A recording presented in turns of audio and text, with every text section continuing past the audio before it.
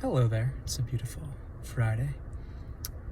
So, oftentimes we want to lose weight, or we want more money, or we want to get in or out of a relationship, or we want a new job, or we want to quit our current job, or we want to be healthier in some way, or we want to be less sick, or we have desires.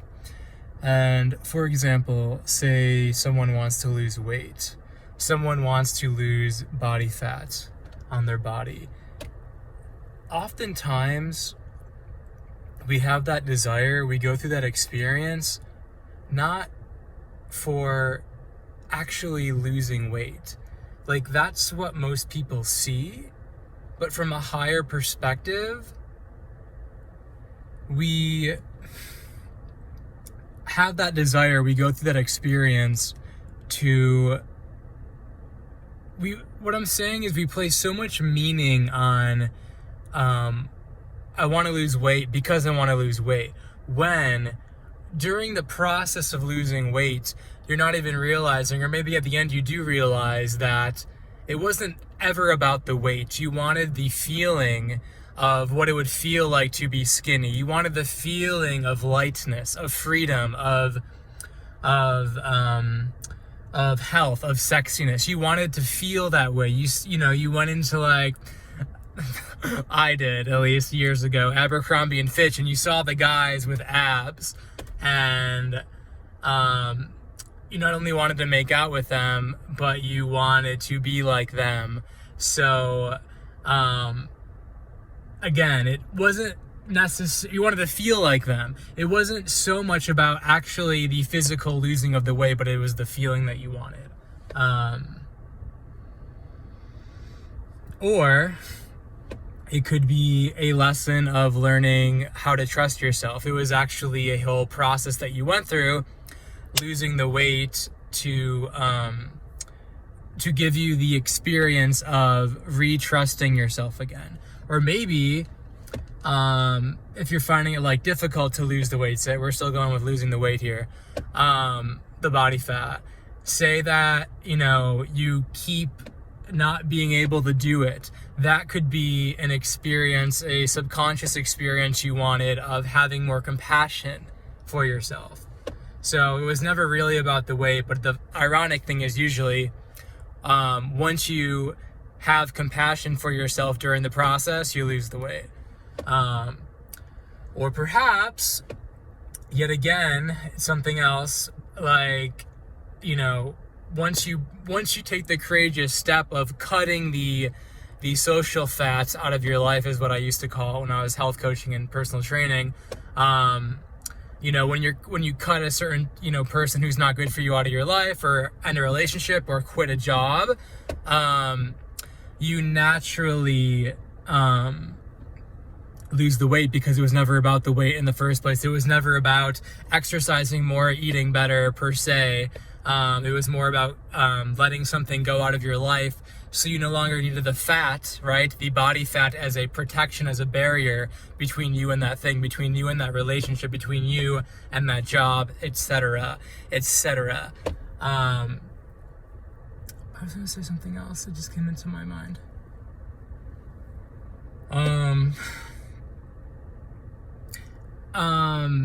Oftentimes, yes, this is it.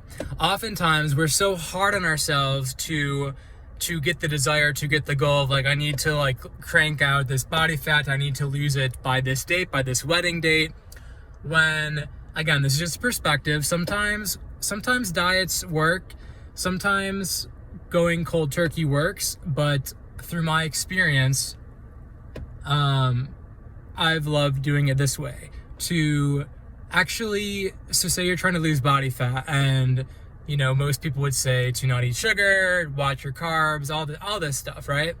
But what I would say, if you're struggling with it, I would actually try the opposite approach. I would actually allow yourself to eat whatever the fuck you want to eat.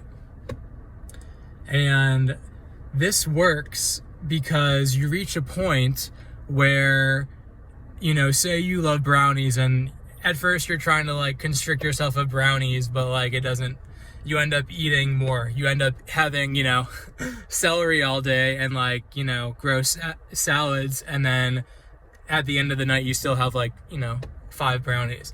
So this new approach that I'm inviting you to look at is having whatever you want, having the brownie when you want the brownie, having the cookie when you want the cookie, and again, this is just, I'm applying this to weight, but this is for any desire in life, or anything you're trying to work through that requires willpower in life. So like allowing yourself to have it, allowing yourself to have the heavy foods, allowing yourself, if you're trying to give up meat, to have the meat if you're having a meat craving. What this does is, and for a while I tried not to do this. I tried to, when I was being vegan in New York City, I tried to muscle through, but again, like my body, it backfired. But what this does is it puts you in a state, number one, of total allowance energy. And what I found, in my own life and just observing others, is when you're in the state of allowance, when you're in the state of, abundance and acceptance, really, and allowance, I guess is the best word. You feel better. You don't feel restricted. When you're in the energy of restriction, constriction, I can't have this, I'm not supposed to have that,